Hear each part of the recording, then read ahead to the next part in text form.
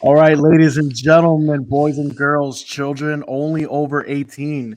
Welcome to the first episode of the Smacktalk Wrestling Podcast here with my best friend and most annoying friend, David, aka Gonzo, as I like to call him. Gonzo, welcome. How are you doing today, my guy?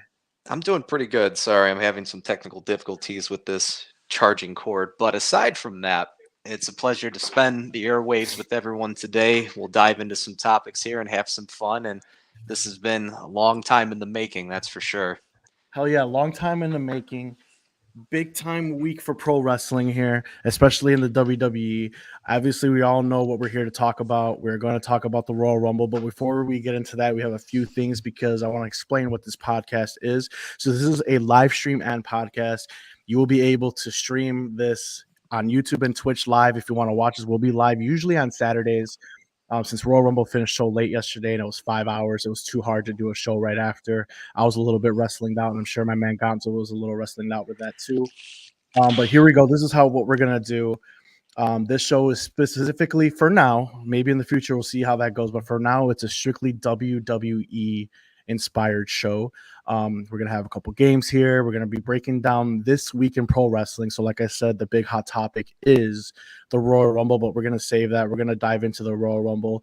But right now, let's get to know my partner here. So everyone pretty much knows me on TikTok. You can find me at Pro Wrestling Kingpin, Pro_Wrestling_ Kingpin. I'm pretty much all social media, but no one pretty knows who my friend here is. So this is my friend Gonzo, as I like to call him. You see how I put David there, but you'll be hearing me call him Gonzo. So Gonzo, I want you just to get to know the wrestling community. I'm going to ask you 3 questions pertaining to wrestling, obviously, just so we can gauge your fandom and people get to know you a little better in a wrestling regard, okay? So question number 1, who is your all-time favorite wrestler and why? Without hesitation, it's Chicago's own CM Punk. Reason for that, the voice of the voiceless, grown up as a kid, teenager, and even as an adult now. He just has this personality where there are times where I myself want to say a little bit more, but I can't. And so literally that whole persona and then some has provided a lot of encouragement throughout the years to just allow me to be a little bit more confident with what I'd like to say. All right, cool. Follow-up question, since we're on the subject of your favorite wrestler of all time. What is your favorite CM Punk moment of all time? And don't be a basic bitch.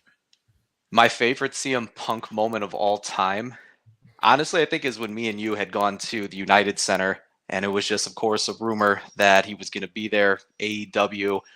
And I remember you had called me a day beforehand asking me, "What are you doing?" And before I could even, finish my sentence, you're like, "Well, we're going to go get some tickets here for the United Center for Rampage." And I mean, the anticipation was insane that night. Going through the United Center, seeing everyone as excited as they were. And so I will have to say it was just the environment that night at the United Center. There's nothing like it. And of course, we were speculating, talking about what was going to happen. And sure enough, I remember we ended up having to run back to our seats just because we had run into some friends. And sure enough, show starts. The electricity in that place started to go as you hear the chants. And then no sooner do the chants come, you hear his music. And as soon as you see him walk out across the stage, it was just a different level of energy that had hit that night. No, for sure. I mean, him coming back after being gone, I think 7 or 8 years at that point, was just fucking nuts. It was deafening. It was amazing. So that was a pretty good moment. I thought you were going to be basic and say the pipe bomb like everybody else, but I like that you didn't go that way. I like that you actually did a live showing. So that was pretty cool. All right, next question. Who is your most hated person in wrestling of all time? Great Khali. Why? I mean, he's an attraction, don't get me wrong. 8 feet tall, 9 feet tall, 10 feet tall. But I mean, that man cannot move. I'm sorry. I know he's an attraction, but it's Right. very, very difficult for me to really get behind what Vince was pushing when he was definitely having him get a little bit more momentum after the longest yard. Because you got to remember, 2006, that's a long time ago now. And to have an individual of that size, it's very rare to have someone actually move and be able to do a lot of the things that he was doing. But that person in particular is, I just can't. That's very interesting that you say that, considering you go after me for not liking big men. But I digress. All right, last question before we get into what we're going to talk about here. Once again, we are going to break down the Royal Rumble and much other very horrifying news. Last question: what is the greatest moment that you recall from all the years that we have watched wrestling together? What is your favorite wrestling moment that you would just go back and rewatch and rewatch and rewatch? Without hesitation, and again, you're asking me this in real time, is Rock versus Hogan. I remember we're I think 12 years old at that time, Yep. and 11 years old, 12 years old. Yep. And even to this day, just the response of the crowd and how engaged they were with Hulk Hogan at that point.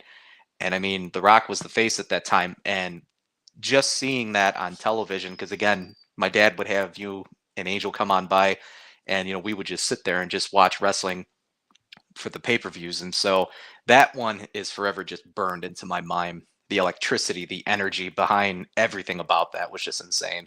For sure. I 100% agree. It's definitely a great moment. I probably wouldn't pick because you know how I hate Hulk Hogan, but definitely a great moment. I mean, still get chills right now just talking about it. That's a big iconic moment for the WWE. All right, so let's get into it. Once again, we got 7 viewers here. This is our first show. This is episode 1. I want to thank you guys all for watching right now. Once again, you'll be able to watch us live every Saturday, not Sunday. This is a special Sunday show because Royal Rumble went so long yesterday. But every Saturday night, you'll have Smacktalk Wrestling Podcast. You'll be able to watch us live on YouTube and Twitch for the live stream. And if you just want to listen to the podcast, Apple Podcasts and Spotify. All right, so let's get right into it. We will talk about Royal Rumble, but we're going to save that for last. Let's talk about some hot news going on right now. A lot of people probably don't want to talk about it, but this is Smack Talk, and we talk a lot of smack here. So Vince McMahon allegations. This is the hottest topic with the exception of the Royal Rumble. This guy growing up, all right, we know Vince McMahon is a wrestling god in our eyes, right? What does this do to his legacy? And what does this do with everything going forward? We have the Raw signing to Netflix for 10 years, $5 billion in 2025. Do these companies start pulling out, or is this safe because he did resign so quickly? This is nothing new. I know that this was a case that was brought up several months ago. From my understanding, just doing a lot of the reading and listening to a lot of other individuals just talk about it, that this should be the same person that initially had come forth. And so I would like to believe that naturally something of this magnitude is definitely talked about with TKO and whoever else was definitely involved with all these different type of TV deals. This was going to be one of the ongoing concerns, regardless, right? That was going to be one of the risks. But then again, the WWE and its product is more than just one person. Ultimately, that has been the biggest thing that the company has been pushing for years, is that it's the WWE universe. So to have one person, yes, he's the architect and he's done a lot of good. And I'm sure there's a lot of stuff behind closed doors naturally that we're not supposed to know. And it was kept there for good reason. This will be interesting as this continues to develop. I mean, this is not going to be something simply that's going to go away in less than, you figure, 1 week, 1 month, 1 year, several years. Yeah, I mean, it's really disheartening, just everything that's coming out about him. Like I said, he's a wrestling god. He made wrestling what it is today. He took over the territories. He ruined that and made WWE what it is. But the things that he's done and things that are coming on these screenshots are just absolutely horrifying. It's like something that I can never even acknowledge this man anymore. So that's just me. I can't even acknowledge this anymore. I mean, there's a lot of speculation on other wrestlers that are possibly involved. Brock Lesnar, even him pushing it on to Shane, his own son, which is it's coming out now that Shane that's part of the reason as to why Shane wanted to distance himself in the early 2000s, which is kind of nuts to me. And I just hope that this guy actually fucking goes to jail at this point. There's really nothing else to really say about it. Screenshots are there.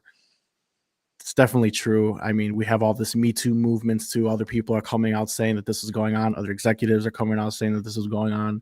So a lot of shit on Vince McMahon right now doesn't look good. I really hope that Brock Lesnar is not involved. Brock Lesnar hasn't really come out and said anything about it. But I hope he's not involved. But if he is, he can go fuck himself too. So moving on, unless you have anything to say on Vince McMahon, that's pretty much my stance on it.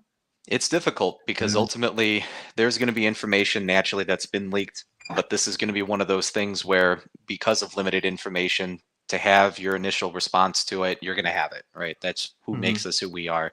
Mhm. This is one of those dynamics, though, as time goes on, more and more information, of course, will be leaked. Is that on purpose? Is that not? Is it clickbait? Is it not? I mean, these are definitely things to consider because ultimately this is most likely going to go to trial. If it does, like I said, this is going to be a very long process. But then again, we also have to consider that nothing has been proven 100% at this point. So So does Vince get arrested? You're saying he's gonna go to trial. Does he get arrested? it very much could go to trial, but then again, it could be swept under. This is, again, a lot of information that's coming out, and let's see where this roller coaster potentially can take a lot of fans. But not only that, you have a lot of family members that are essentially are not a part, of course, WWE, that are going to be included with this, and it's going to be a lot. This is going to be beyond wrestling. All right. All right. So moving on, we don't want to keep it negative here. Positive. Raw has a deal to Netflix in 2025, 10 years, $5 billion. Do you like that they're on a streaming service? Can you just stop for a second? That could have been Blockbuster for those of you old enough to know what Blockbuster is. Right. The reality of Blockbuster had the ability to do streaming way back in the day, but they said, you know what? We care more about late fees, and that's how we make a good majority of our money is on late fees, DVDs, VHS. Didn't mean to sidetrack that, but to come back to your original question, the streaming, I like it because the reality is modern ability to watch content, cable's going to go away. It's a matter of when at this point. You have so many streaming services, and that's where the future of a lot of services are going to be. Disney Plus, Hulu. I mean, you're now starting to have the infusion of sports in addition to the Hulu and Peacock and everything else. And so, I mean, a good example is I am mostly an Apple product user, and a lot of the Apple stuff, it's pulling from all these different streaming services, but it keeps it all in one central location for you. So I like the idea. This was a matter of when. I don't think if. So I was looking at the deal. The current deal with Raw on the USA Network ends 4 months prior to this deal going in. So for 4 months, where are we going to watch Monday Night Raw? And how is that going to be possible? Because Raw has been a weekly live episodic show for who knows how long, 20 plus years, 25 years, whatever. So, but you got 3 years or 3 months of 3 to 4 months of space there. Are we not going to have Monday Night Raw live for 4 months? We're going to go back to the 1970s, the 1980s, where you legitimately have to buy a ticket and you got to take yourself physically into the arena itself. I don't know, man. They better figure it out, and they better figure it out soon. But I do like it. I think Netflix is gonna go with the whole you got to watch it live, and then you could watch it back afterwards. A lot of people are saying like, "Oh, are they gonna not be live anymore?" I don't think so. They're gonna be live, and what's cool about it is I also read is that there are no commercials or advertisements for the entire Raw episode. So I think that's gonna be freaking dope. They're going to be able to do a lot more thing. And the last thing I'm really excited about is that we might get out of this PG era now because it's going to be a much more edgier product on a streaming service. Hopefully, that's my thing. I hope that we're going to get a much more edgier product now with it being on Netflix, edgier promos, maybe blood returning on live TV for WWE aspect. We all know AEW's blood every other second. But yeah, so hopefully we'll see how that goes. Little things like that really entertain me. So hopefully we'll see if it does get edgier. With that being said, let's move on. What is your take on NXT so far? I think it's great. It's been wonderful because I know with wrestling as a whole, it's taken me a little bit just to get back into the swing of things, to be able to watch Raw, NXT, and then also SmackDown, because there was a good time where I was following AEW, and then of course they moved to their second show. There's a lot of content to try and consume, and so with me, I'm no longer working two jobs, and so I've had a lot more free time now of simply just doing my first one, which definitely has allowed me to actually take some time, sit, watch. But NXT, I love it so much because again, you have these individuals that are coming to learn. They're hungry. They are definitely open to the coaching. And it's just the ability to get someone in their infancy and where can you then see them grow. I like everything that NXT has represented, and also the fact that they do try some new things that you don't see necessarily on the main shows. And I'm sure a lot of that has to deal with you have that NXT to more do this as a trial run. And so the Iron Survivor matches, phenomenal. Those are fantastic. When I started watching these in the last 2 months here, I'd not seen or even heard of something like that. So the innovation is definitely there. Yeah, that's a Shawn Michaels created product right there, the Iron Survivor Challenge. So Shawn Michaels pretty much runs NXT. Triple H is giving him that because Triple H runs the main roster now. So yeah, the Iron Survivor Challenge is really good. Currently, we're in the midst of the Dusty Rhodes Tag Team Classic. So let's just go in quickly on that because, like I said, we are gonna pretty much break down Royal Rumble. So I really do like the Dusty Rhodes Tag Team Classic. But what I don't like about it is that we have mixed tag teams. One of those mixed tag teams is Braun Breaker and Baron Corbin.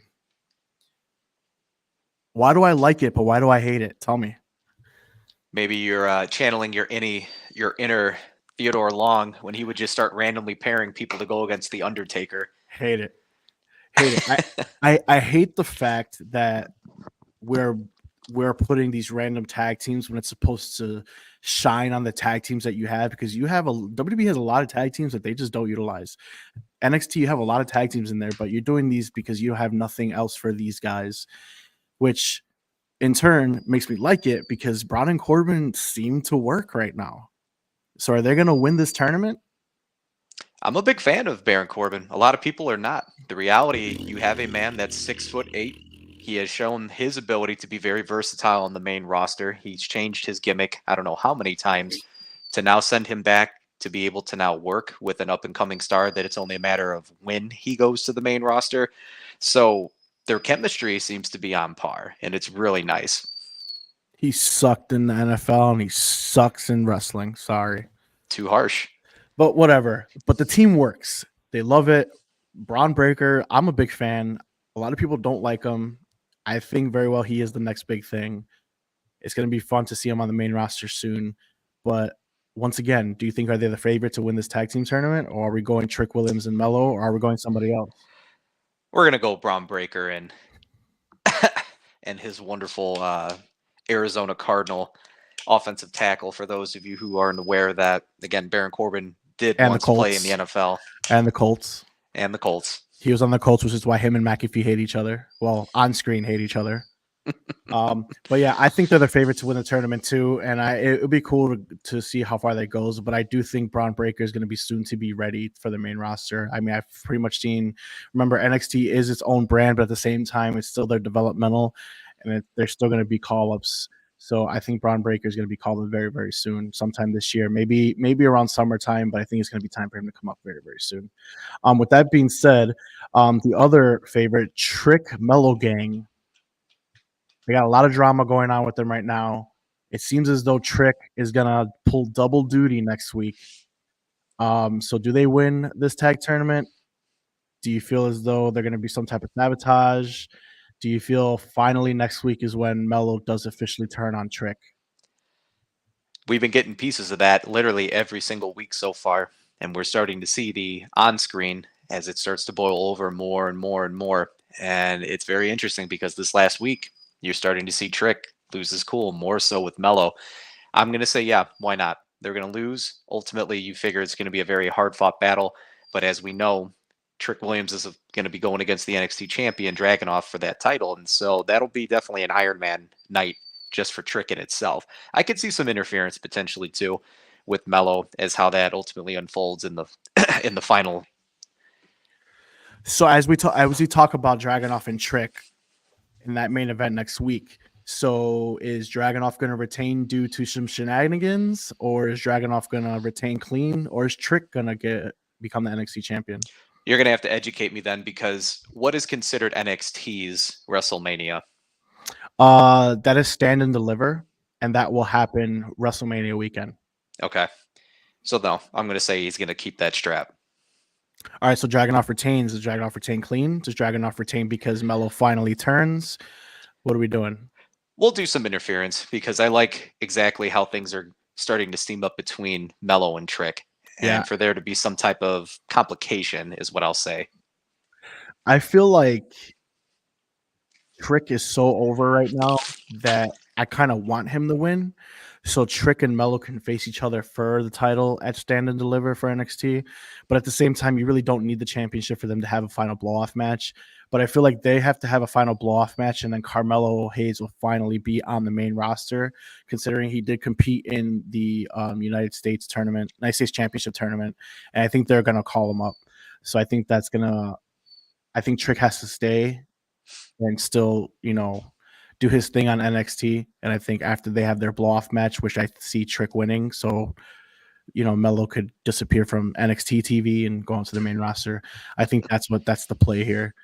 But okay, Oba Femi, newcomer. Everyone's still learning about him. The guy's humongous, which is the WWE mold. That's what they love. That man is money. That man is money right now. That's what they love. So he won the breakout tournament, which gave him a briefcase to challenge for any NXT championship.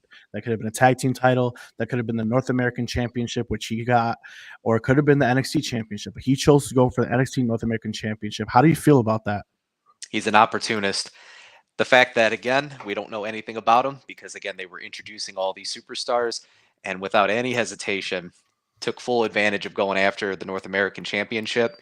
The man is already cementing and making his presence known. If you couldn't tell by his 6'4", 280-pound build to begin with. He's a specimen, I'll say that. He really is.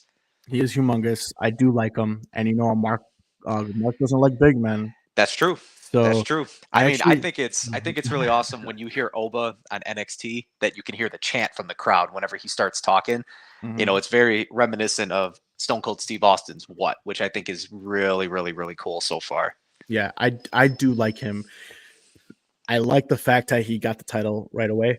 It really helps him, further legitimizes him, and it puts him in a feud right away with everyone gunning for him, so we can see what he can do.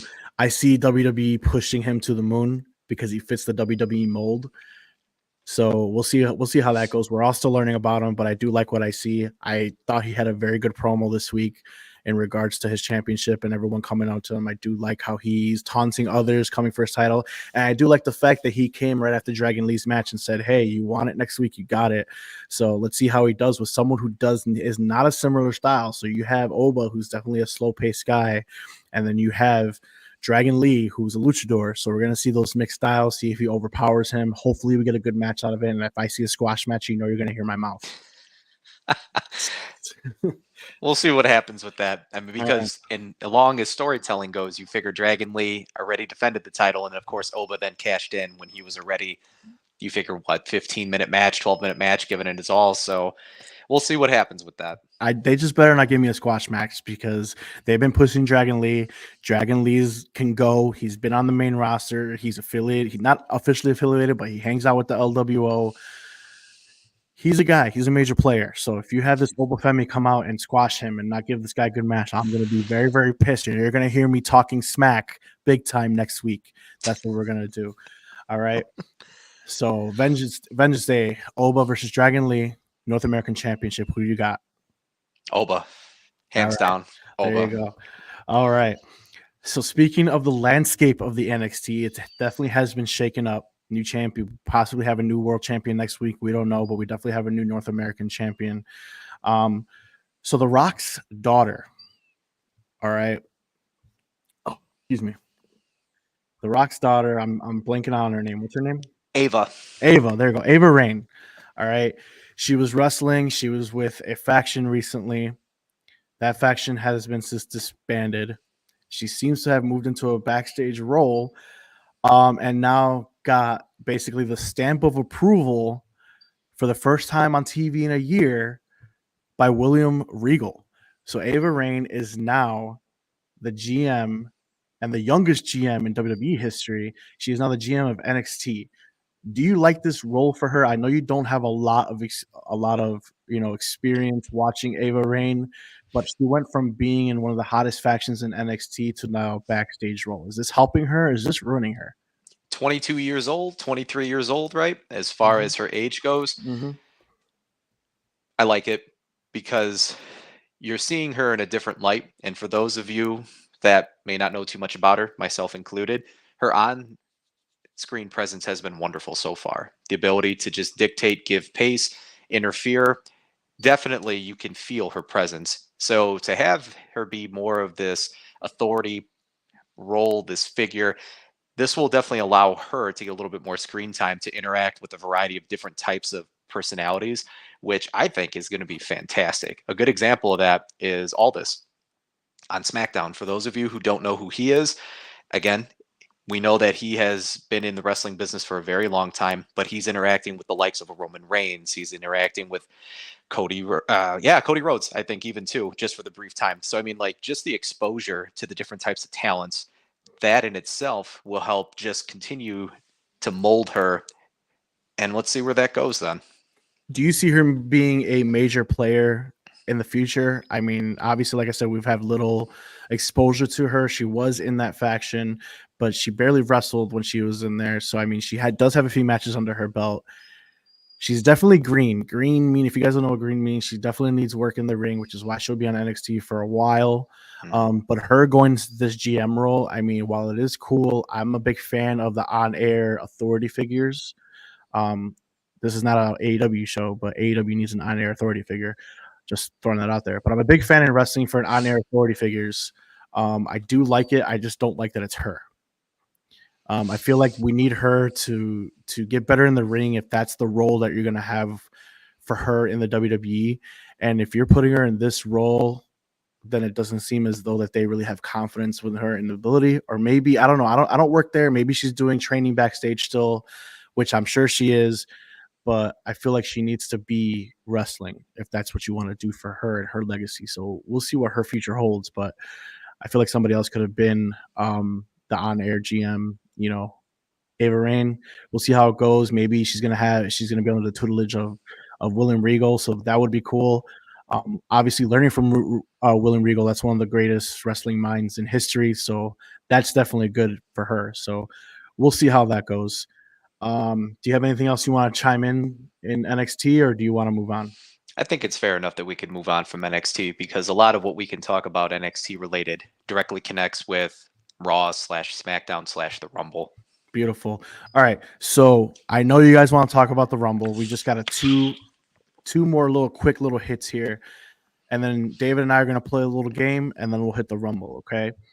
So real quick, Cody Rhodes. We already know everyone wants to talk about Rumble. We're not talking about that yet. Cody Rhodes seemingly being pushed as the face of the company. He's on the cover of 2K24, which is pretty cool. So he's on the standard cover. They're going to do some type of Cody Rhodes story mode type deal I'm reading about. So are you going to get that game this year? I know you haven't had a wrestling game in years. Is that something you're going to buy? To put this into perspective, the last wrestling game that I personally had played and purchased was SmackDown Here Comes the Pain. So we're talking 2005, And it's possibly. very different and very cool nowadays. I'm just letting you know.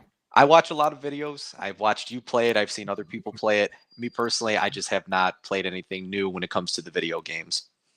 All right. So even your boy Cody Rhodes being on the cover is still not going to make you buy it, huh? I wouldn't even buy that one because there's 3 covers for those of you who are unaware of that. There is the Cody Rhodes Standard Edition. Then there's a deluxe edition that features Rhea Bianca Ripley. Belair and Rhea Ripley. And then the one that I personally would get is the best one because it's the 40-year anniversary. Then it has legend on it. And it's also the $100 game version, ladies and gentlemen. $100. All right. That's the one I'm DLC. getting. That's I'm the one just I'm saying. getting. So who cares? All right. Moving on. 2K. I'm definitely going to be getting it. I will be going live on my Twitch playing 2K so you could follow the Kingpin's career on 2K. All right. Last thing before we play our game. So The Rock is now a board member with the WWE. I think it's a great move. I think The Rock is his business aspect on everything that he does, I feel like is very good. I think it's a good fit. Obviously, wrestling related, right? Wrestling mind. I believe he'll be do wonders for that. But the big question is, what does that do for WrestleMania? Is he still in the plans to face Roman Reigns? Obviously, we know who won the Rumble, and I'll give you my theory on that later. But is Rock, we're only focusing on The Rock right now, is Rock still in WrestleMania plans? Without me watching the Royal Rumble, I was very excited because you could go so many different directions with the inclusion of CM Punk, Drew McIntyre, the return of Randy Orton. Like all of these individuals have so many connections to Roman Reigns where you could easily book it in such a way. Post Royal Rumble now, it makes it a little bit more difficult. So to keep it super short, if you do see The Rock, I would say it's going to be more in a minimalistic role. I would like to argue that potentially you could see head of the table come next WrestleMania, where the strap is completely off of Roman Reigns. But then again, are you really going to jeopardize the money factor with that? Because what you have to consider too is Elimination Chamber is coming up, and that's going to be, I think, in what, Sydney, Australia, right? So the fact is going to be The Rock. I would definitely envision having him book there to elevate that lower level pay-per-view, well, excuse me, premium live event heading into the overall WrestleMania weekend itself. I don't know what type of match you're going to get with him, but it's definitely going to be something. Got it. All right. Well, I'll dive into my thoughts on that later. Because I do, long story short, I do think he still will be involved in WrestleMania in a match, but we will talk about it. Going forward,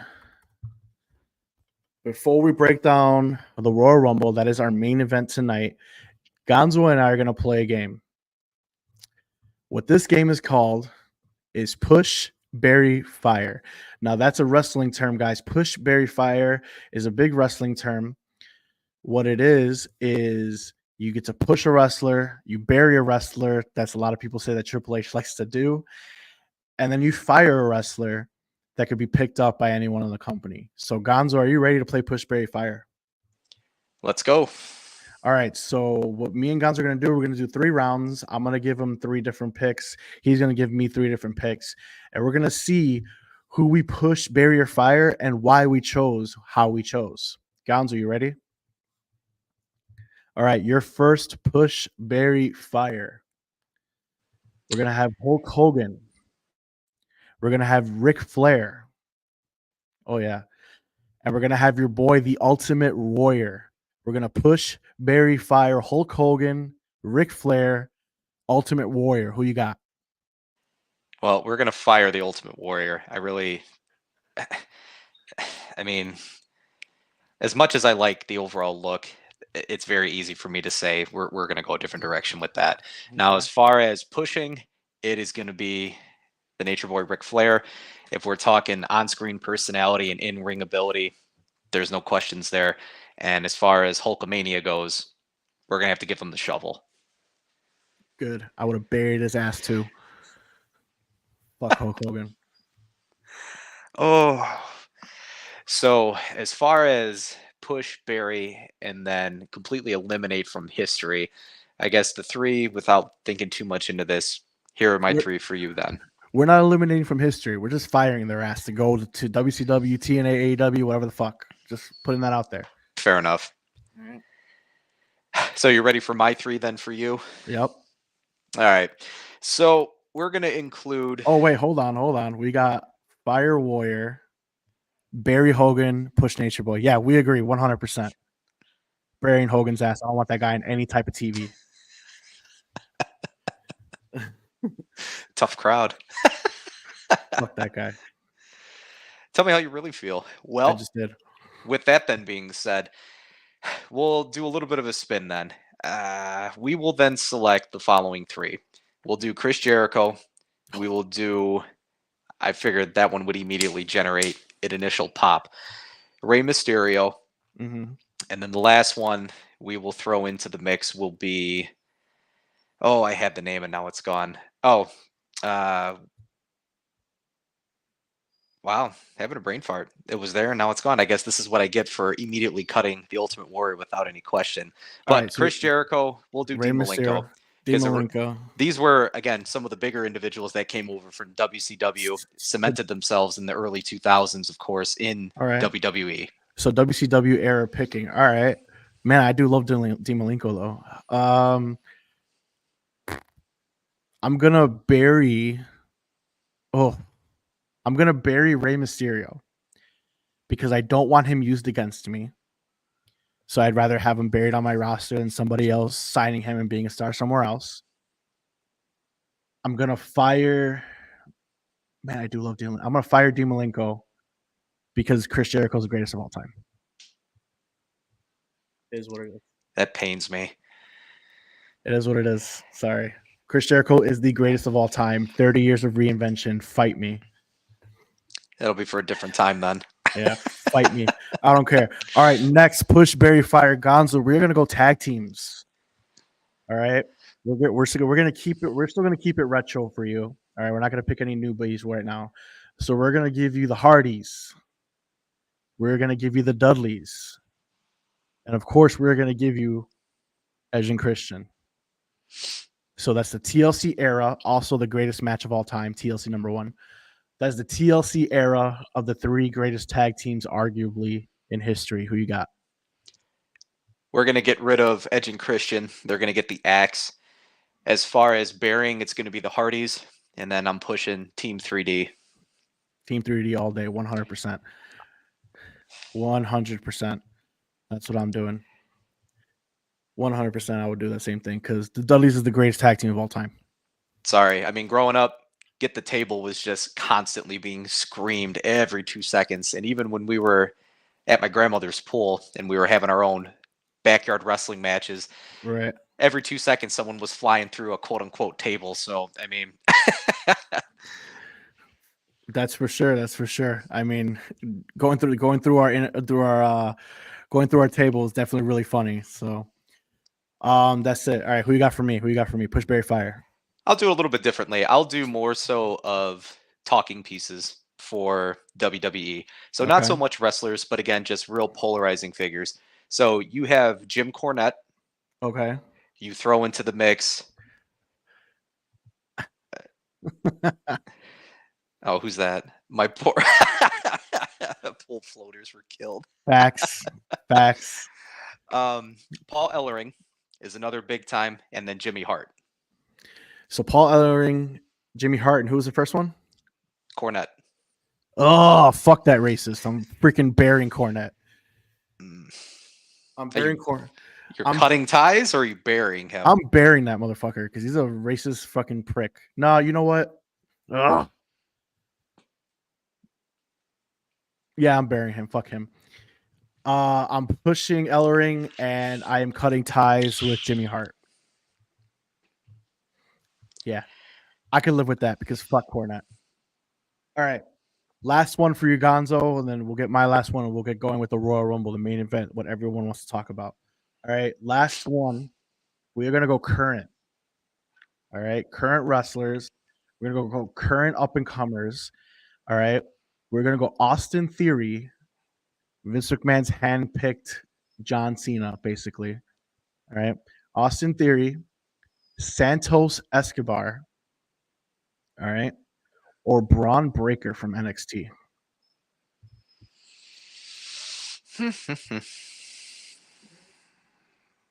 Well, we're going to fire Austin Theory. Okay. We're going to bury Braun Breaker. And we're going to push Escobar.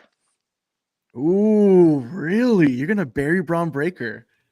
We're going to bury Braun Breaker. And my single reason for this, and I think you already know the answer as to why, he uses the spear. Any individual in current wrestling that uses the spear as a finisher. He does the power bomb. He does the power bomb. He does the buried. He uses the spear. Buried. Like Batista, he does a power bomb. We're not talking about power bombs here. We're talking about the spear. Tell me, on one hand, how many people can you immediately call that use the spear as a finisher right now? I agree with you. That's why he's getting buried. That's not his only finisher, though. It's the fact that it's already included in the moveset to finish a match. Buried for right now. Until you can come up with something else, do something. Because the look is there. The athleticism and the charisma is there. Yeah. Find a different finisher. Yeah, definitely, Mitchell. You mean everyone on the roster now? 100%. 100%. But you can't deny the star power that Braun Breaker has. The guy has the look. The guy he fits the WWE mold, and he's been pretty much the next big thing. Find a different special. Find a different special other than the spear. Interesting. I'm not mad at your list because I'm glad you gave some love to Santos Escobar because that's my boy. You know what I mean? But I mean, as far as star factor right now, it's Braun Breaker. Like, Find a different special. Okay. All right. So what if he just does the power bomb exclusively? That's fine. I'm okay with that. Name me everybody else that does power bombs. Kevin Very Owens, limited list. Pop-up power bomb. Very limited list. Roman Reigns. What's his finisher? Okay. But he does a power bomb. What's his finisher? Gunther. Power bomb. Fine. Yeah, legitimate moves that can actually be believed, because the power bomb was a forgotten move for how many years now, and all of a sudden now with this new wave of talent, they started bringing some things back. I'm okay with that. It can't be the spear. What about the super kick? Will you be happy if he does a super kick? I mean, it's literally just a jab at this point. It's modern day jabs. So I don't even know how the Usos wrestle, because every 2 seconds they're throwing super kicks. So is the Young Bucks on AEW. This is not an AEW show. I'm just saying everyone does a fucking super kick. Like, this is not an AEW show. Okay, My ears fine. are burning right now. Okay, fine. Shinsuke Nakamura. Super kick. They're gonna have to find some other things to do. Kinshasa. It's a super kick. Whatever. All right, last round of Push Berry Fire. Who you got? Push Berry Fire. So we're gonna do not so much wrestlers. I'll change it up for you once more. We'll do GMs out of the history of the show. And so we'll do Teddy Long as an on-screen presence. We'll do Nick Aldis as an on-screen presence. And then we will throw, and you can correct me if I'm wrong on this one, wasn't Michael Cole GM for a while? Oh, I don't remember. I don't know. Because I remember he had, it was several years ago. And I think he was reading for the anonymous Raw GM. Yeah, it wasn't him. It ended up being fucking Hornswoggle. That was stupid. So let's just leave it at that. Let's just say, for the sake of this discussion, that it was Michael Cole, right? You know, more so the face or the voice behind the on-screen GM. So what are you doing with that? So who are my choices again? Nick Aldis. You got Nick Aldis. You got firing him, and then of course you got Teddy Long. One-on-one with the Undertaker. I'm burying Teddy Long, and give me some anonymous GM with Michael Cole. I'll take me anonymous GM. That was pretty funny. Yeah, that's what I'll do. I'll push the anonymous GM with Michael Cole reading for the GM, and I'm firing Nick Aldis because I don't care, and I'm burying. Who was I burying? Who was the other third person? I forget already. Teddy Long. That's terrible. Teddy Long. Yeah, I'm burying Teddy Long. Fuck that guy. No one cares. All right. That was our first ever game of Push Berry Fire. Hope you guys enjoyed that. We'll be doing that every week as we go on with this show. So remember, we'll be live every Saturday, barring, if our wives need to take us out or ruin things, whatever you want to do. Just kidding. Love you guys. But barring anything, we'll be doing every Saturday night. Like I said, Royal Rumble just ran too long. It was just too long, too much wrestling, right? Yeah, too much wrestling in one night. Couldn't get it going. So look for us live. We'll play that game every week. All right, guys, the moment everyone's been waiting for. Let's talk Royal Rumble. Last night, I thought the Royal Rumble was fantastic until the Men's Rumble. But we'll go in there.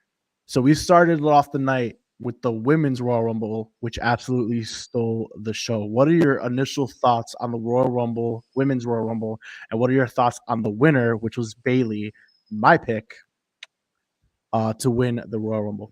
I haven't been disappointed with any of the Women's Royal Rumbles since they've been making this more and more every single year. It's just, again, showcasing how much talent, when given proper training and execution, what the ladies now, of course, can do. And so last night's Women's Royal Rumble, superb. As far as Bayley, from start to finish, the opportunity now to tell her story. It seems like, again, everyone's telling their story these days, but the angles are definitely there because everyone within Damage Control has gold.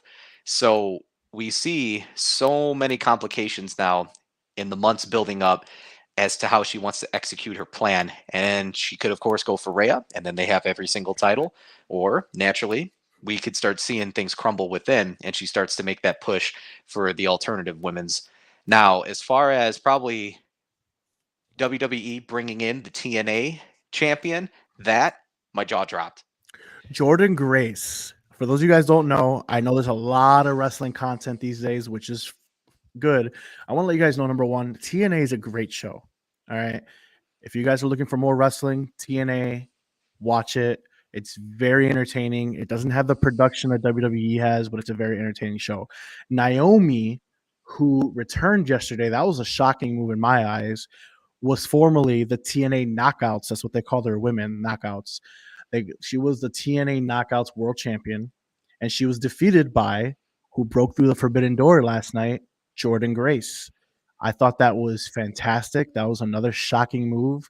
We did have a TNA knockout last Royal Rumble, but that was a former WWE employee. Jordan Grace has never been with the WWE. So for WWE to acknowledge Jordan Grace, allow her to come out with her championship, acknowledge Naomi's reign as Trinity as TNA Knockouts champion, that's a big move for WWE to do because it was always just WWE's universe and nothing else. They didn't acknowledge anything out. They changed your names unless you're like a big name like how AJ Styles was when he signed with WWE in 2016. You didn't get to keep your name. Like that was it. They didn't acknowledge your past championships. They don't even say, hey, AJ Styles was like a 6-time or 7-time TNA World Champion. They didn't even say when they announced him he was a former world champion. So I think that's pretty big that they acknowledged Naomi's run in TNA and they acknowledged Jordan Grace when she came into that Royal Rumble. So I really love that. Now, with that being said, is Naomi back? Is she signed with the WWE? Or is this just like a one-off? Do you think she goes back to TNA? Is her contract over? I haven't seen anything. I was excited just to see her because what I thought I was going to see was going to be a certain Sasha Banks come in at number 30. And my oh my, would that have been a storyline? Because again, as we know, there's the TNA champion, there's Naomi, there's Jade Cargill. For those of you who are not familiar with Jade Cargill, What a showing. that was a talent, of course, that just recently was signed, came over from AEW. There was tremendous opportunity left and right. So for Naomi to go back to the original question, maybe it's more of sparing use. Maybe it's a one of. I'm not quite sure. But I will say this. She came in at what, number 2, I believe, and she went all the way into the end. She was above 50 46 minutes. minutes. 40 or no, was it 56 minutes? It was something super long. I mean, this Yeah, I thought it wasn't was like 46 minutes. Yeah. this wasn't the case that she came in there and for like maybe 10 minutes or 15 minutes and she was gone. She was in there from start all the way until the final 10. That's rather impressive, again, to give that much respect and push to a former WWE women's champion. Which makes me feel as though she signed. I think she might have re-signed. And also, speaking of signing, hate to break it to you, but Sasha Banks is going to AEW and she'll debut March 3rd at Revolution. Anyway, one thing I didn't like for WWE to bring in a talent that you're not signing. All right, Jordan Grace is not signing with the WWE. She's the current TNA Knockouts champion. She just won it a couple weeks ago from Naomi, also known as Trinity in TNA. That's her real name, Trinity. She did not have good showing. She did not get one elimination. I thought they would allow her to eliminate somebody. She didn't get one elimination. While it was a big step for WWE to bring in a world champion, she didn't get an elimination. Also, her body of work, she's a huge specimen, man. She's awesome. So she linked up in the ring with Bianca Belair, WWE's huge specimen, and Bianca just squashed her in seconds and eliminated her. I knew at some point while I was watching the Rumble, I did a live watch along yesterday. That was really long, by the way. My ass was numb. But I did a live watch along yesterday. Jordan Grace got absolutely squashed by Bianca Belair. That doesn't happen. I felt as though, while yes, it was a big step, bringing somebody from outside the company that you're not signing, this is not a sign, you didn't give her any type of respect with just having her lay on the floor and get eliminated by your big dog in Bianca Belair. That kind of disappointed me. Otherwise, I was very hyped. I love seeing that they're, showing someone from a different company, and hopefully that could be more little Forbidden Door things in the future, dream matches and whatnot. But that really disappointed me. What I loved is what I called, and the exact thing that happened is what happened. Jade Cargill comes and threw out Nia Jax. Thank the freaking Lord, because if she would have won this Royal Rumble, I would have been pissed. But she did like a Hulk Hogan, Andre the Giant type moment The crowd went nuts. Number one, before she even got in the ring, they went nuts. So she's already over.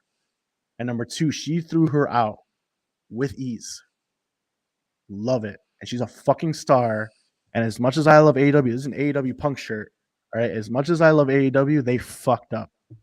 They fucked up. We're not giving her the bag because I was a homegrown talent and they fucked up. WWE has their next superstar in Jade Cargill, 100%. That's what it is. All right. So Bayley won. Who's she picking? So we got Rhea Ripley on Raw, which I don't think. And then we got her faction tag team partner, Io Sky. Or, there's another or, she can technically go to NXT. It has been done before. Charlotte has challenged Rhea Ripley when Rhea Ripley was the NXT champion at WrestleMania and took her title from her. So does Bayley go to NXT? Does she go to Raw? Or does she turn on Damage Control and take the title from her? That Damage Control storyline is too good. It's too good to ignore. And that's what has me captivated, is the ability now that where are they taking us next? Because you have the winner, you're telling the story, and the story now is so good that you have multiple options as to where this can go. Ultimately, where I would like to see it go is the direction of Io Sky. So here's the thing. This is why I did pick Bayley to win.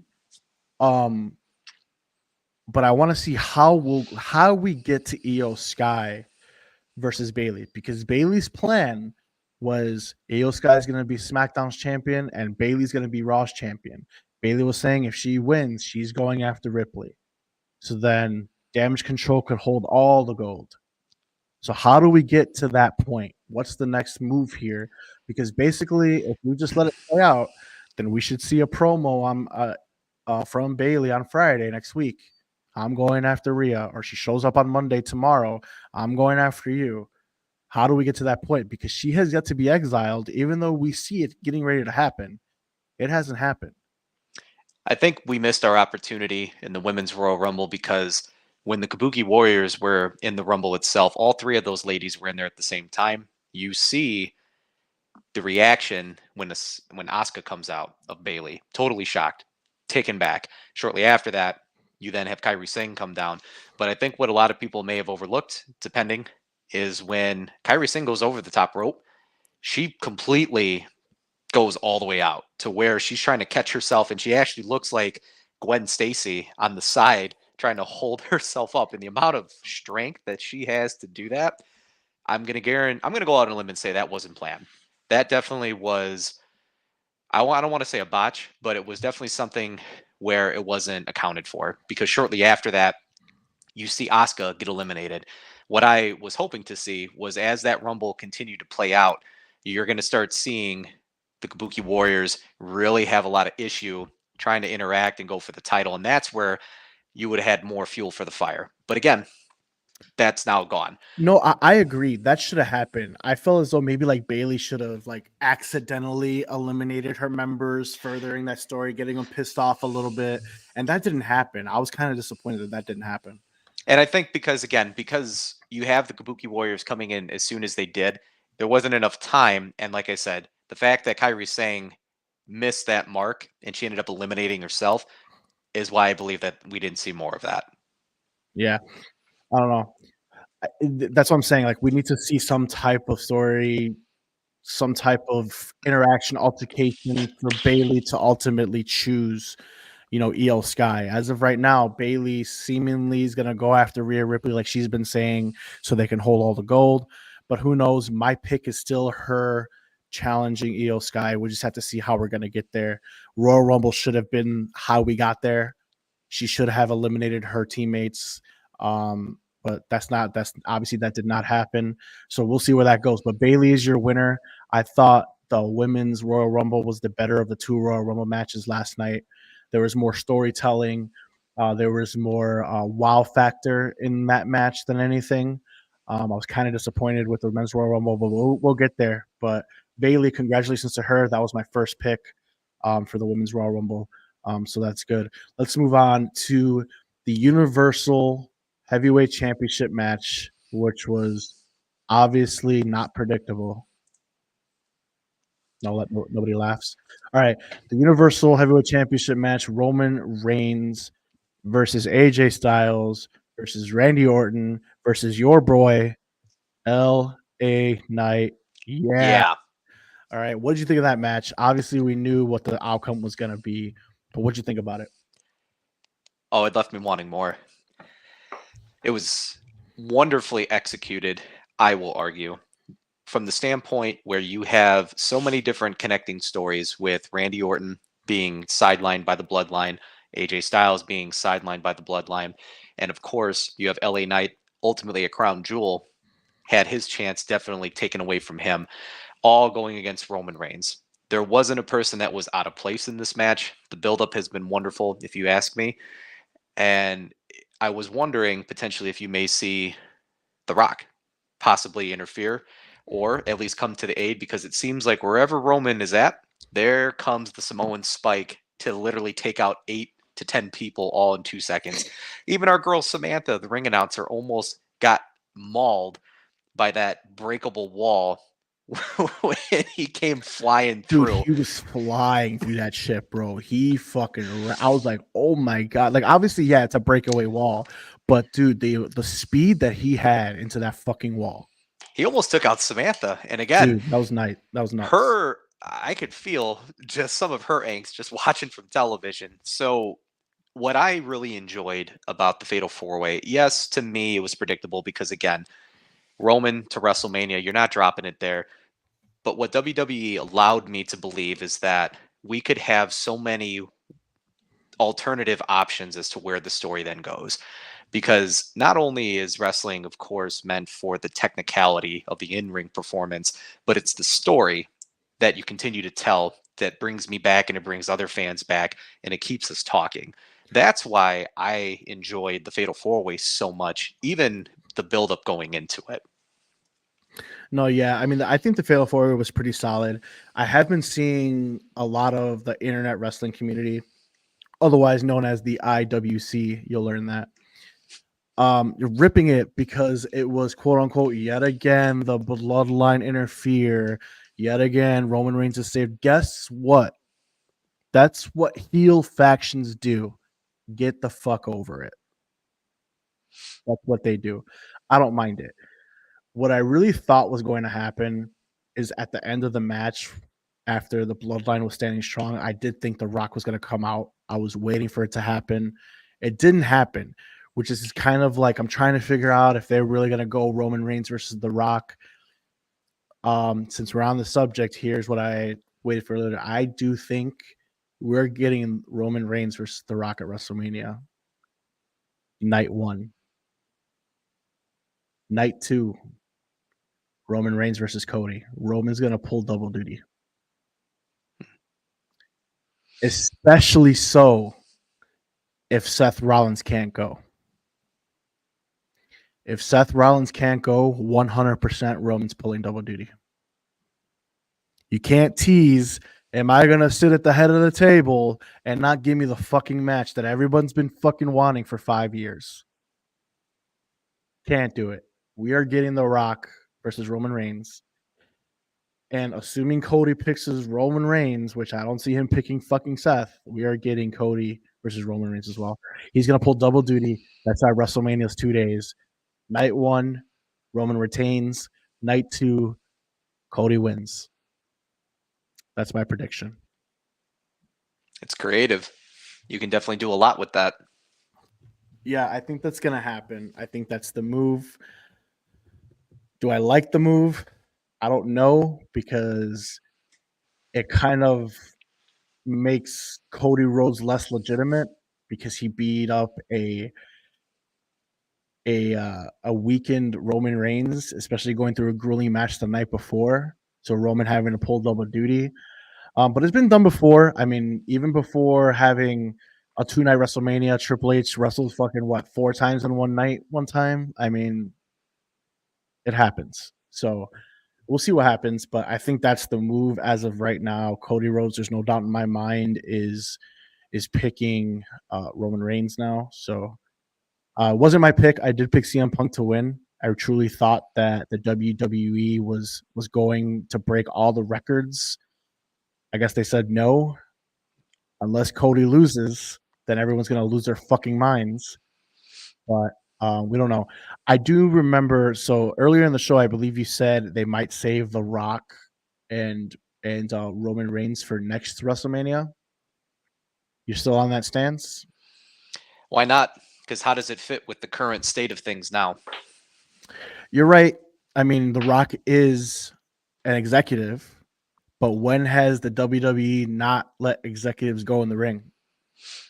With the signing of The Rock and having him be on the executive board, this is something where you're going to see more and more of him. And The Rock was very truthful when he came back years ago and he said, I'm never going away. He was actually 100% truthful with that statement. And we're starting to see that take fold. For me, in the storytelling, that's fine that you could definitely tease. Do I go for the head of the table? Great. It's a matter of when. The timing for me, personally, as a fan, I don't want to see it right now. I think the timing's perfect, but go on.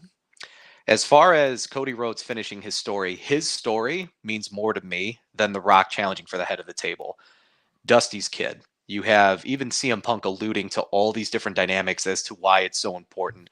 The fact that a Rhodes has not held the WWE Championship in a very long time, right? We're building on this story. You got introduced to Cody last year. He tears his pec. He comes in 3 months. This is the time to do it. It's perfect. Give him the belt. A lot of fandom was in an uproar when he didn't win that. Fast forward, you have him go through all these trials and tribulations, all these different enemies, these different types of opportunities for him to show the audience that, again, has not seen him in a long time because he was on AEW promotion, to really fall in love and get to know the character. And even if you don't like the character, it's a little bit more cemented. It makes sense as to why it connects so much. Now, as far as The Rock goes, it's a part timer. He comes in, head of the table. We know that there's family connections overall as far as the bloodline with all of the different individuals that are involved with that. I haven't seen enough of The Rock. Yes, his name is huge. He has the push for that. But ultimately, me as the fan, I would rather see it to where the story with Cody is about to come to a close. So the story with Cody is not about to come to a close. So after WrestleMania last year, as you guys know, I do another show with my boy Chase called Bad Booking. We do it on Sunday nights. Let you know if we'll do it later. Who knows? But Sunday night's Bad Booking. We went immediately live after Cody lost. What I said was Cody was not meant to win, which he didn't. And he was supposed to win this year, which he did. I did change my tune a little bit when we signed CM Punk. I did pick CM Punk to win this Royal Rumble. But now that my original prediction is true, part of that prediction I said last year was that Roman and Cody are going to run it back next WrestleMania. Cody is big on old school trilogies. He's big on year-long rivalries. Cody and Roman, there's no doubt in my mind, if Cody finally does win, the story is not over. We get Cody and Roman part 3 next year at WrestleMania, which is why, number one, I do not agree with your Rock versus Roman Reigns next year. And number two, I do not agree that this is not the right time. This is the perfect time for The Rock because the guy is the busiest guy in Hollywood. Hollywood right now is non-existent, and he has nothing to do besides run the WWE as a part of a board, not just him by himself. Executives are on screen all the time. We grew up watching it. Shane McMahon, Vince McMahon, the Briscoes, Pat Patterson, Stephanie McMahon, Linda McMahon. All these guys were executives. Him being an executive doesn't mean shit to me, but that the company's just going in a good direction. That's all it means. And for The Rock to have the time, now is the time. So you put yourself in a hole here, having to put Roman Reigns pull double duty, and I think that's what's going to happen. Now I could be wrong, but I could tell you right now, I'm not wrong in regards to a trilogy happening with Roman and Cody Rhodes. Roman's going to go away for a long time if he loses. The bloodline's going to be there without Roman, and Roman's going to show up again this time next year wanting his rematch. And that's what's going to happen. My prediction, 100%. All valid points. I'll save more of my comments for when we get to the men's Royal Rumble, though. All right, so we kind of definitely veered off. We already know Cody Rhodes run. Let's break down the United States Championship match between the Logan Paul and Kevin Owens. What are your thoughts on this match? How did Logan Paul look to you? The highlight of the entire match, and I literally had tears in my eyes, is when Pat McAfee, I think is who it was, made the comment, all of a sudden now you have 20/20 vision, alluding to the referee catching a glance at Kevin Owens' hand with the brass knuckles. I literally was almost in tears. That is probably one of the greatest calls I have heard in wrestling history, because to not insult the fans, but insult them, where the ref, of course, gets bumped and he's laying there for like 10 minutes while everyone's beating each other up and all these terrible things are happening. That comment was by far my favorite thing about that entire match. Now, to the actual feud. Logan Paul, for those of you, whether you like him or you don't like him, I love him. This is wrestling. If I make you feel something, you've done your job. His in-ring ability has gotten better and better and better and better every single time that we've seen him. This was a wonderful showing for Logan Paul, the performer. And they did it with Kevin Owens, who is a trusted worker in the business. They really highlighted that throughout this feud for, again, fans that don't know too much about Kevin Owens, or they don't know too much about Logan Paul. It was a very, very well put together match, I will say. It was a very well put together match. So like I said, how we got here quickly, there was a United States tournament. Carmelo Hayes was involved there. Austin Theory, Santos Escobar. Ultimately, Kevin Owens won that tournament. So I didn't like that Kevin Owens won that tournament with those young stars being there, those young stars that are being pushed in the company. But at the same time, I get it. The feud was hot. They had a Twitter war or an X war, or whatever the fuck you want to call that platform. But they had a war online. You knew it was going to happen. But ultimately, Kevin Owens is a pro. Kevin Owens can walk you through that match, which he did. Obviously, I don't like ruining kayfabe, and I don't like pointing out things. You know, we have group chats with our friends and my cousin, where we say, "Oh, you see them doing this, this, and this." So what I saw throughout that match is something that I don't like mentioning, but I'm going to say it. Kevin Owens talking to Logan Paul throughout that match. I caught it 4 times. I blame that on the camera angles. I'm not mad at it. What I'm pointing out, my point is about this, what I'm alluding to, is that Kevin Owens was the perfect guy to make sure Logan Paul stays hot, to make sure Logan Paul looks like he knows what he's doing for someone who's only been wrestling for a couple years. Less than that. So, less than that, yeah. I'd say maybe a year and a half. Yep. But someone who's been wrestling for just about a couple of years, he was the perfect guy to make sure that Logan Paul looked legitimate. And that's the whole point here. So while you have these other guys who, like Santos Escobar, Austin Theory, these guys that were coming up,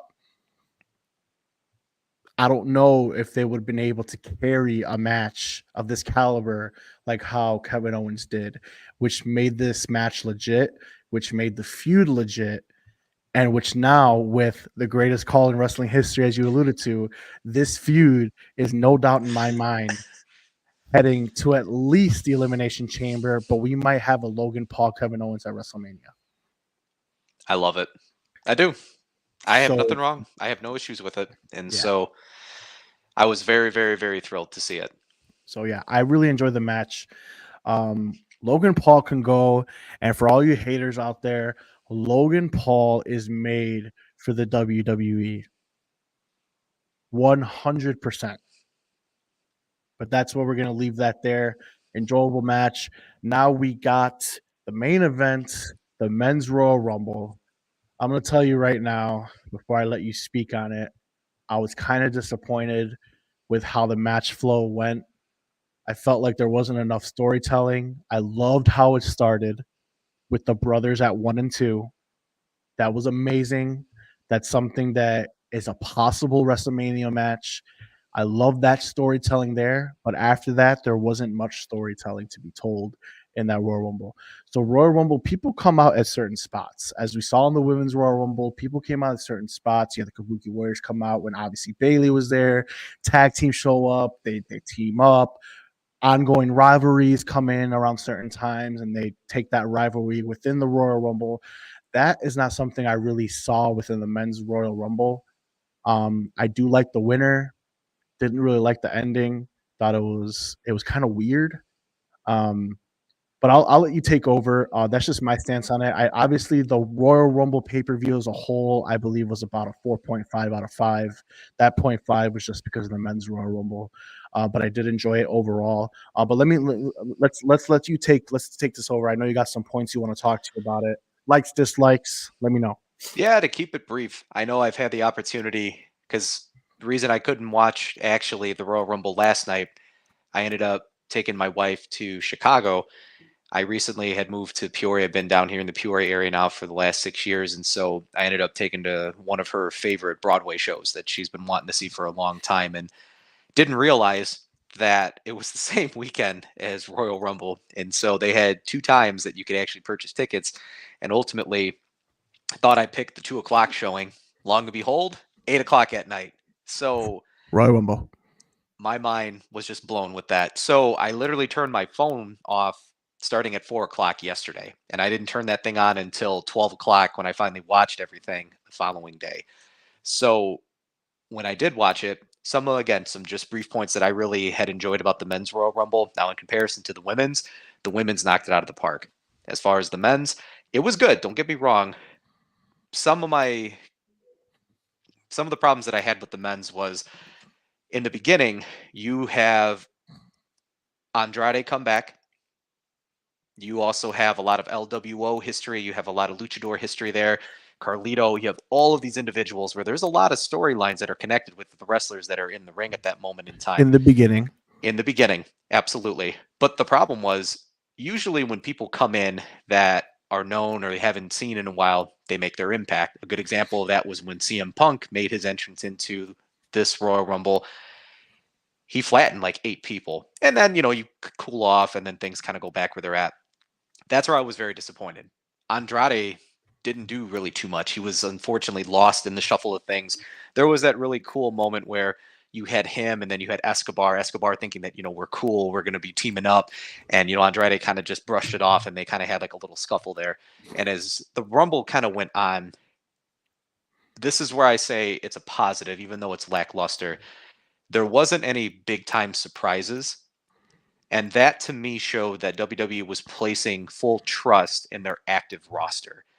And the stories that they had going into it, I really did enjoy that. So even though it lacked a little bit of that pop, I really did enjoy the fact that creative and WWE as a whole really placed their trust in the product that they have. And they really trusted their performers to then be able to execute what they, of course, had envisioned. I 100% agree in that regard. They didn't rely on any type of nostalgic pop to give. They let who they have get those pops, get those moments, and that's what I liked. Obviously, the Andrade return was pretty big. I actually forgot about that. I do agree that he really didn't do much, which has been his problem. In WWE, he left WWE, right, because he didn't do much. He went to AEW. They fumbled that. He went back to WWE. Got the pop of the return. Everyone was excited to see him, and he kind of got lost in the shuffle, much like Jordan Grace did for the women's. You got that pop factor, someone who showed up, and it's just like, well, okay. And Welcome back. that was kind of my issue again with the men's Rumble is you have these individuals that have the ability to do some wonderful things. And for fans that don't know too much about certain individuals, this is an opportunity to showcase, even if it's in a split second, to catch your eye. That's one of the big things that I really have enjoyed about the Royal Rumble in past years too, is even if you're not going to win, you're still doing something to make your presence known, allowing now everybody to just remember it. We're not going to forget it. No, I agree. That's a good point. You always want to make your mark. People goes, oh, I remember in 2019, Cody did this, or whatever. Great Khali did this, or whatever. That's what you want.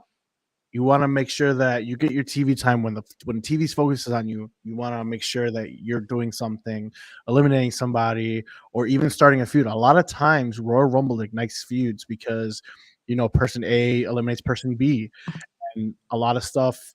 There was not things that I saw in the men's Royal Rumble where it was like, what the fuck? All right, I'm gonna get you type deal. Except at the end, now with Gunther.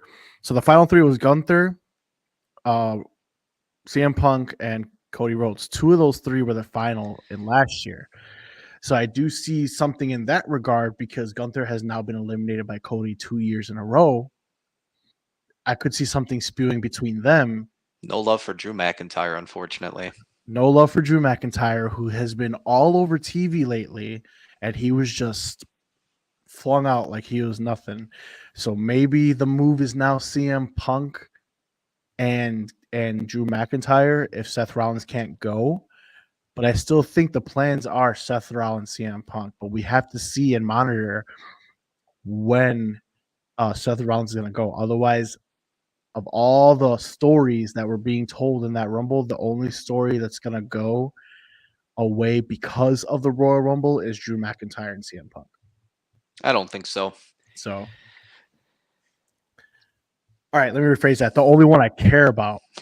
There we go. Is that better? There we go. There's your biases coming out for everyone to hear. All right, there you go. The only one I care about, because we all know Cody's not picking Seth Rollins. So Seth Rollins is not going against Cody. It's going to be Cody versus Roman fucking Reigns. There's story number one.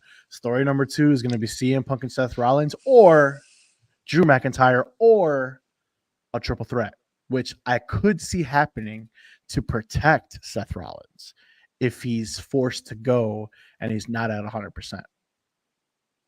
That's another thing I could see. But we'll see what happens. Anything else, the Rumble, that you liked, disliked, wish you would have seen?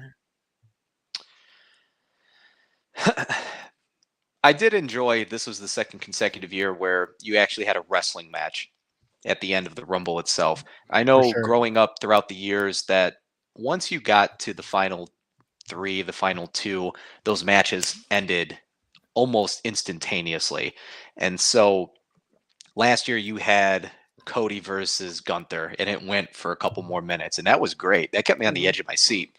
You kind of seen it again with CM Punk and Cody again. So that was actually really rewarding because, again, the crowd hasn't seen CM Punk in a WWE ring for 10 years. So to get him technically on screen with the cameras rolling for the national crowd to see him, because I didn't realize this, and you had told me this earlier today, that Punk has, of course, done some house shows. He had 2 matches. So CM Punk being able to be showcased a little bit longer, I really did like that. He looked really slow, I will say that, but at the same time, Cody Rhodes has also looked slow and sluggish at times too. So was that on purpose? Was that planned out? Maybe it is, maybe it's not, because the reason I say that now is because you have variations of Punk in that match where he's staring at the sign, "I'm not losing to Dusty's kid," right? So how much of that actually was work? Dope. That was dope. How much of that actually, but how much of that actually was work though? Because Punk can still move, and for him to kind of look like he did, is it true? Is it not? The Royal Rumble of them looking, it's not even just them as a whole. It's all work, bro, because they all have to look like they're exhausted, because the people that the camera's focusing on, they have to do their moment. That everyone's on the floor, on the ground. Oh, I'm tired. Oh, I'm getting my ass beat in the corner, or this and that, for those focal points. And that's why I just bring it out, because there might be discussion against, again, the fandom that Punk is done. He's washed. Why is he back? Those are just some perspectives that I wanted to toss out there. He's back to be a Hall of Famer. That's why, you fucking marks. So the reason, again, I just bring that up is because I remember as a kid, and this is even still true to this day, The Rock is probably the #1 person, without me even batting an eyelash. That man flopped around like a fish, where he was tired. He looked sluggish. He would get whooped in every single match. And yet, of course, somehow he'd pull it out and win. And so that's kind of what I had seen with Punk in this Royal Rumble, where he was, again, sluggish all over the place, being thrown around. It's just something, like I said, for the in-ring psychology for people to consider.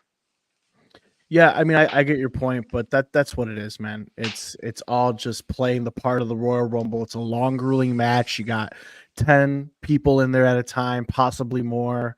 You know, that's how it has to be. You gotta look exhausted. Everyone does their finishing moves right away, and you know that's what they gotta do. So it's just all part of the match flow. That's how you have to do it. That's how you have to work it into the end. They all have to look exhausted because they've been in there an X amount of time, and that's just how it works. All right. So with that being said, that pretty much wraps up the Royal Rumble. Gonzo, before we wrap up this show, final thoughts. I'm excited still because for the longest time, coming back and watching WWE a little bit more frequently, AEW rejuvenating a lot of my love for watching wrestling. It's definitely been back. And the product that we're definitely seeing now, even in lieu of the Vince McMahon information that's being leaked out there, at the end of the day, WWE is more than just one person. And the ability now to have AEW, WWE, NXT, TNA, now that that's been acknowledged by the big company, that's a big thing, right? I like the variety. It's been very refreshing. But the product of Triple H and everyone else that's now running creative, they're doing things slightly different. And it's definitely a wonderful breath of fresh air. Even though some of things can be predictable, you know what? The storytelling and the roster that they've built finally can now further build off one another to support it. So I'm very, very happy with the product that they have now put out there. Agreed. Yeah, final thoughts for me. We're now in full swing for WrestleMania season. I'm definitely excited to see what feuds are we going to get. I think we pretty much know the Royal Rumble winners' destination and who they're going to fight. So we'll see where that goes. I'm excited for Monday Night Raw tomorrow to see what we start going as we now go full force on to WrestleMania. We do have Elimination Chamber coming up. So usually the Elimination Chamber might be used as to who challenges Seth Rollins at this point. So it might be used as a number one contender match because now we do know, like I said, Cody's going for Roman Reigns. So I'm excited to see how they're going to set up who's going to go after Seth Rollins at WrestleMania. Pretty much, I think it's going to be CM Punk, but we could go the Drew McIntyre route. But going into my final thought is it's a good time to be a wrestling fan, like you said, and it's a good time for WWE because this is WWE's most stacked roster in a decade. Longer than that. So even last night's Royal Rumble, while we had our picks, we still were not 100%. We still had the CM Punks. We still had Cody Rhodes. Walter's name, or I'm sorry, Gunther's name was thrown out there. You know, you didn't know where to go, and that's what I love. So as long as they keep me guessing, I'm happy. All right. So with that being said, that's gonna wrap up our first episode of Smacktalk Wrestling Podcast. Gonzo, before we take off, tell everybody where we could find you on your social media. Oh yeah, absolutely. Me, the whole social media dynamic, I'm still building all my platforms, but definitely moving forward, you're going to be able to find me on TikTok, you're going to be able to find me on Instagram. I even have a Twitch account as well. And so you can see under my name, the David MALCPC, it has Raising Personalities right there. That's going to be the name that you're going to find me on all forms of social media. And for those of you who are not too familiar with the additional letters at the end of my name, I'm actually a licensed therapist here in the state of Illinois, and I do help individuals with behavioral health and addiction complications. And so that was one of the things that when me and Mark were talking, when we start talking about wrestling, but when we start talking maybe on some other topics as well, I can offer some of my insights that if we're looking at the whole picture potentially to help maybe some people think on some things or even to provide some support without even realizing it. So that'll be me moving forward. I'll definitely have those things get a little bit more associated. So it'll be up and running. We'll be doing some wrestling content. We'll be doing some other content in the future as we continue to grow. And so I know Mark is already on a variety of different types of platforms as well. But for the meantime, Saturday showings with me and Mark, we'll definitely be shooting for these. And that's all I have, at least for right now. All right, there you go. Make sure you guys go follow my boy, my co-host, bet lifelong friend here, Gonzo, aka David, aka Raising Personalities. That's where you can find them on what platforms? TikTok, Instagram, And YouTube and Twitch. Those will be the YouTube, big and ones for right Twitch. now. There you go. Raising personalities. Help get my boy up to 1,000 on TikTok, so him and I can go live on TikTok as well when we do these shows. So yeah, Gonzo, this has been a great first episode. Great co-host. This is fantastic. You guys know where to find me, pro_wrestling_kingpin on all social media except Facebook. I don't do Facebook, but you can find me on Twitter, X, whatever you want to call it, Instagram, TikTok, Twitch, and YouTube. Give me a follow if you guys haven't already. Make sure you guys can come interact and join us every Saturday, unless otherwise told, around 9 p.m. for the Smacktalk Wrestling Podcast. Next Saturday, I believe, is NXT Vengeance. We're going to go live immediately following NXT Vengeance, guys. All right. So Vengeance should end around, I know NXT's been pretty good with their premium live events ending around 9:30, which is generally what our start time is going to be. So next Saturday, immediately following NXT Vengeance, unless something pops up, we'll let you guys know. You can find us on our social media. But make sure you guys tune in for episode 2 of the Smacktalk Wrestling Podcast. So with that being said, everyone, good night. Thank you for watching. Kingpin and Gonzo out, guys.